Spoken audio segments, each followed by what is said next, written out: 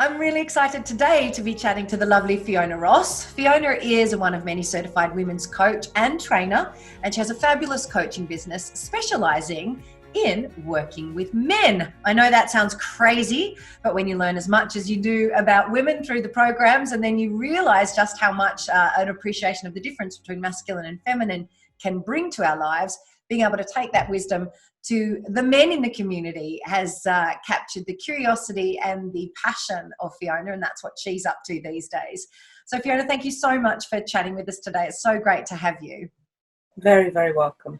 Very welcome. So you started your journey with us a few years back. What were you up to in life? How was life back then, pre one of many? I'd kind of wandered off my path. I'd fallen into what I thought I should be doing, as opposed to what I really needed to be doing.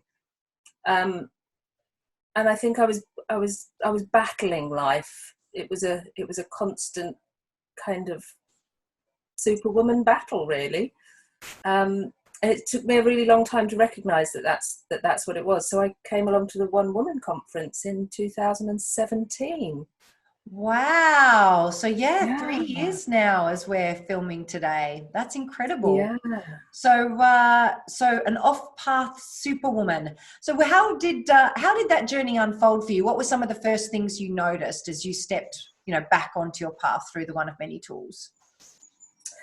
I think the very first step was being courageous enough to say yes to it and surrendering to. I signed up to lead the change at the conference.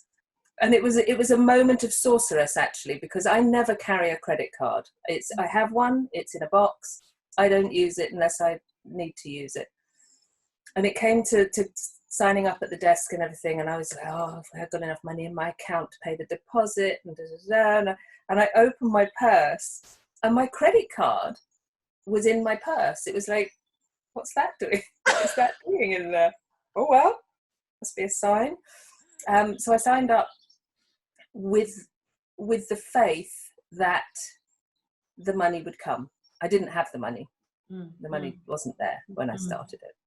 But with that faith that this is going to make what the differences I need to make in my life to change the things I need to change. And it did. I remember that. I remember that was one of your big breakthroughs, wasn't it? Because you were one of those sorceress manifestors where you were running your coaching and hypnotherapy business at the time.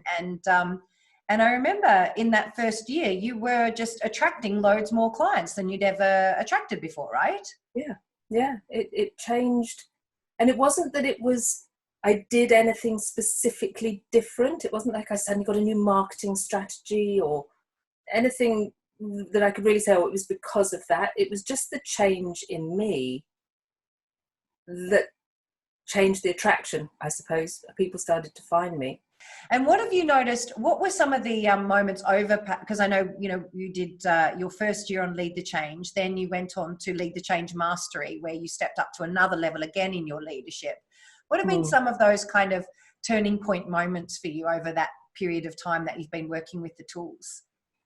Yeah, and I think just rediscovering them. You learn them in Lead the Change, and you learn them at the surface level, and then digging deeper into them and looking at them, they've got so much depth. Each tool, it just like needs, for me, Needs Creed it's the foundation stone of everything for me, is going back to your needs. If you're not happy and things aren't right, there's something not right in you're not meeting your needs. And I've just been through them again, my needs.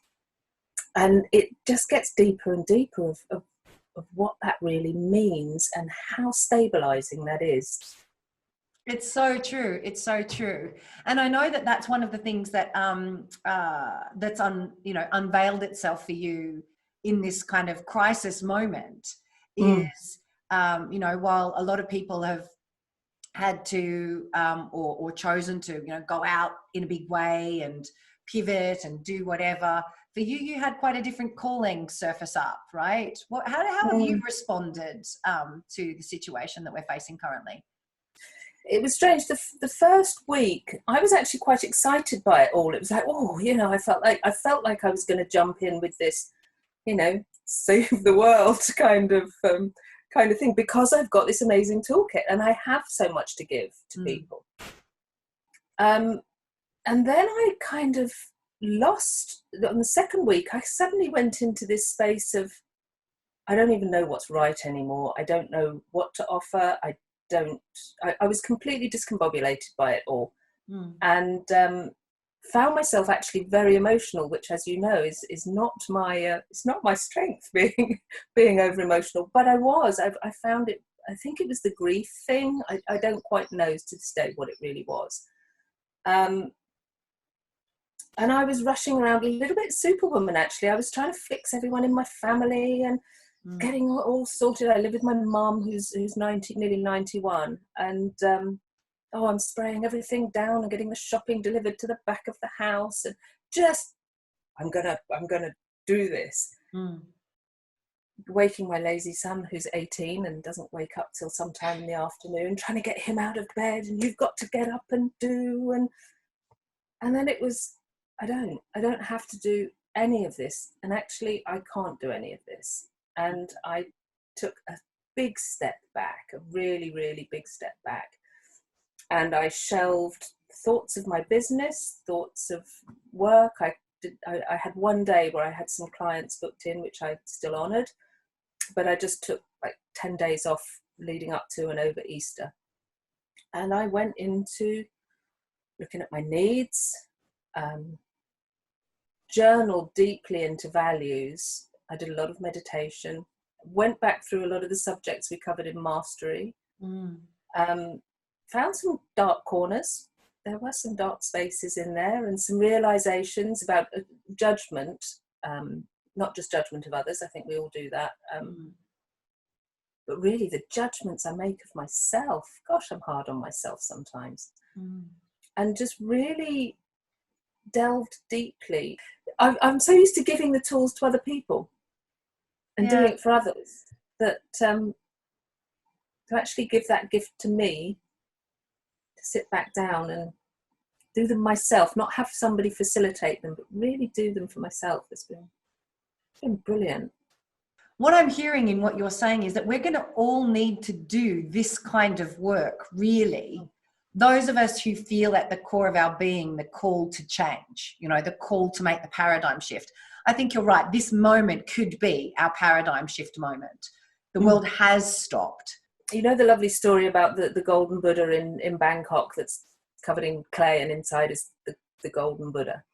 It's stripping that clay off. It's getting rid of all this stuff that we've layered on. And that's where I was at the beginning of my Lead the Change. I was layered up with clay that I thought, oh, this is what needs to be done. And I'd covered myself in this clay, and stripping it back and getting back to that true essence. But the purpose just was, it's time to be you. It's time to do things the way you do them, and stop trying to measure up to other people or take on other people.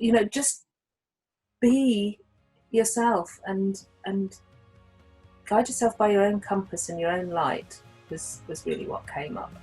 So beautiful, so beautiful. Thank you for bringing your wisdom to the community. It's just such a gift, and I think this is going to make a real difference for people. Thank you so much.